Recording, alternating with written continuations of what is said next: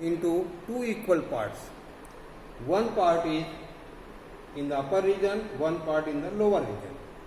Upper part is known as northern hemisphere and lower part is known as lower southern hemisphere. This is a line, vertical line. It is known as the axis of the earth. This is the axis on which the earth moves around itself. There are, as you know, 8 planets in our solar system. Which planet is near the sun, which is the second one, which is the third one? For remembering that their sequence from the sun, you remember one line here. Remember the sequence of planets 8 from sun. Learn the sentence below. My very efficient mother just served us nuts. Each word, the first letter of each word is a symbol for that planet. Like first planet is Mercury, second Venus, third Earth. Our Earth is on the third place from the sun. सन के नज़दीक में Mars होगा, then Venus होगा, then Earth. Fourth position, fifth position Jupiter, Saturn, this is Uranus, and the last planet is Nut. So you remember this line, my very efficient mother just served us nut. You will never forget the sequence of the planets. So the sun is traveled by the earth. Sun never moves. Sun, when the earth moves on its own axis, suppose this is the earth. When it moves like this on its own axis, this is known as the rotation. This movement is known as rotation, when the earth moves on its own axis like this.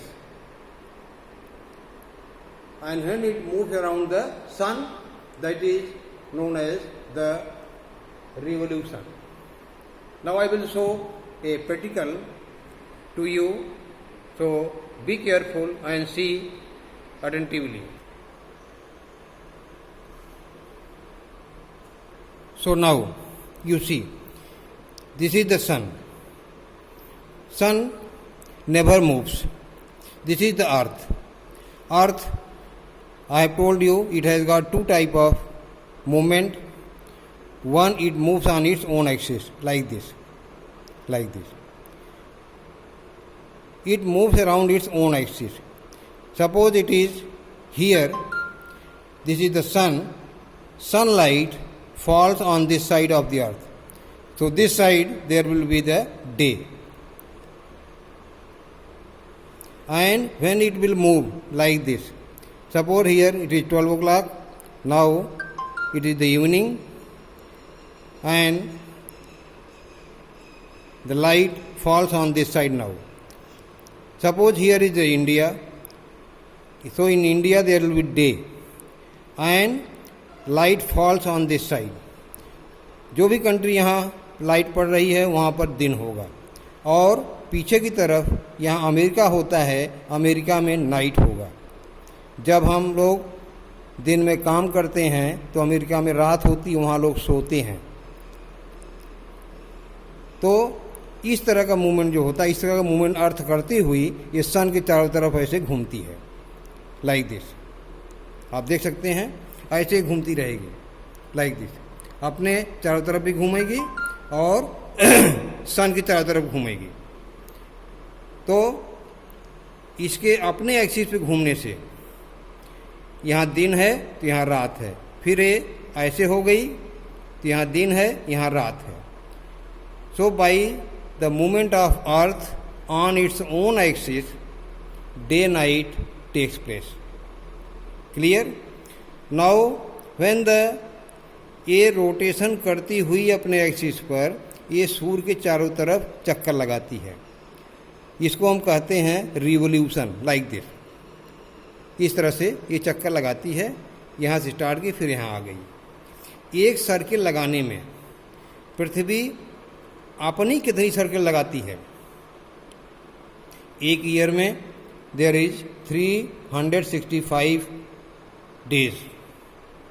तो एक पृथ्वी कितनी चक्कर लगाएगी? यहाँ से शुरू होती है, एक चक्कर लगा के यहाँ फिर आने में कई चक्कर लगाएगी?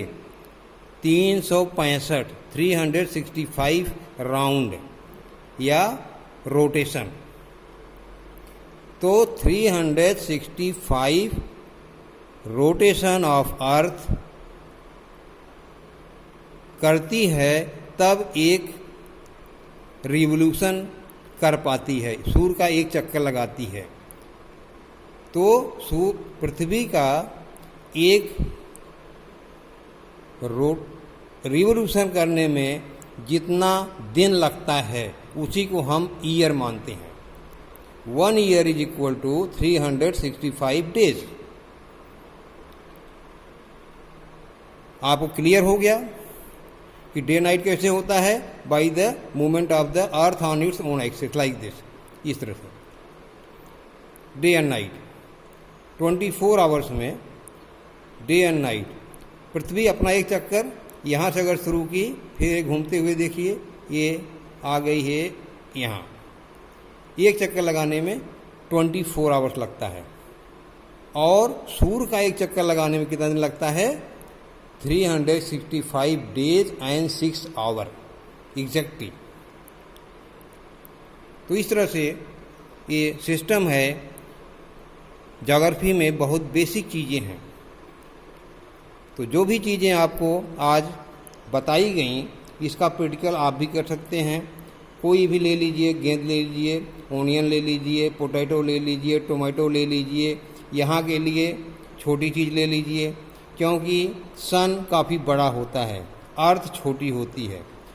हम इसका कंपैरिजन बताते हैं। अगर सन को मान लो कि एक पानी का घड़ा है, उसमें एक मटर हम डाल दें, तो मटर समझ लो पृथ्वी है और घड़ा जो है सूर्य है। इतना अंतर इनके साइज में होता है। तीसरी बात, इनमें सूर्य ग्रहण और चंद्र ग्रहण भी होता है, ये भी मैं आपको बता दूं। ये कैसे होता है आप देख सकते हैं। सपोज करिए दिस इज द सपोज करिए this is the moon. Moon जो है पृथ्वी का चक्कर लगाती है, ऐसे ऐसे। सपोज करिए मून सन और अर्थ के बीच में आ गया, तो क्या होगा? सन की लाइट जो है पृथ्वी के इस हिस्से पे नहीं पड़ेगी, चंद्रमा उसको ढक लेता है। तो इसको हम कहते हैं चंद्र ग्रहण लगा हुआ है, चंद्र ग्रहण लगा हुआ है। सपोज करिए कि ये चंद्रमा जो है घूमते घूमते ये यहाँ पर आ गया और पृथ्वी बीच में आ गई। तो सूर्य की लाइट पृथ्वी पड़ रही है और चंद्रमा पीछे पड़ रहा है, तो सूर्य की लाइट चंद्रमा पर नहीं पड़ेगी, जिसको हम कहते हैं चंद्र ग्रहण। When sun light is not allowed by the earth to reach on the moon, इसको हम कहते हैं चंद्र ग्रहण।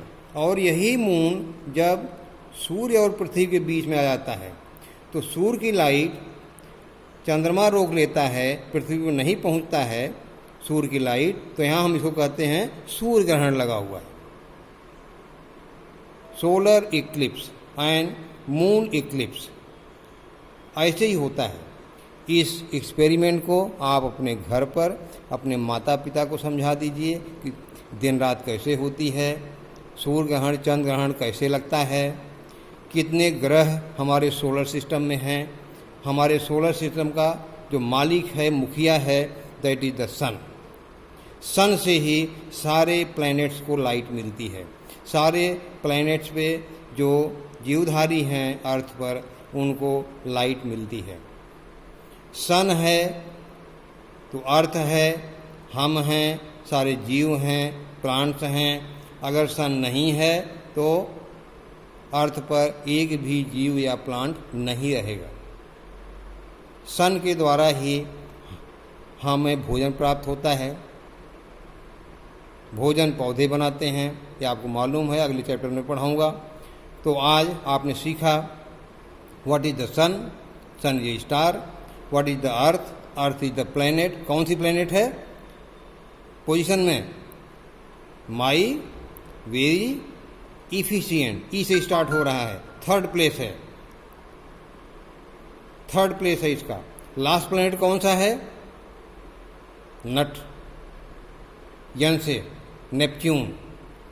वो सेंटेंस भी आप याद रखिए, my very efficient mother just serve us nut.